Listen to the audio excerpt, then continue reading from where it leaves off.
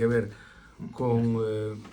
contratación a colectivos específicos como xente moza, mulleres, parados de larga duración, persoas con 52 anos ou máis, emigrantes retornados, mulleres en ocupacións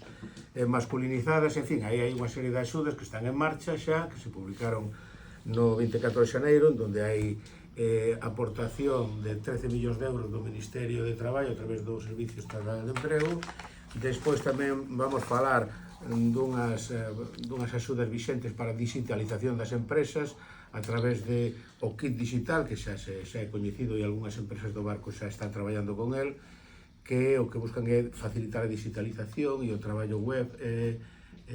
con incentivos económicos ás empresas pequenas e grandes. E tamén o kit consulting, que en este caso é asesoramento para o traballo financiero, a digitalización da empresa e a xestión de stocks, de proveedores e de clientes.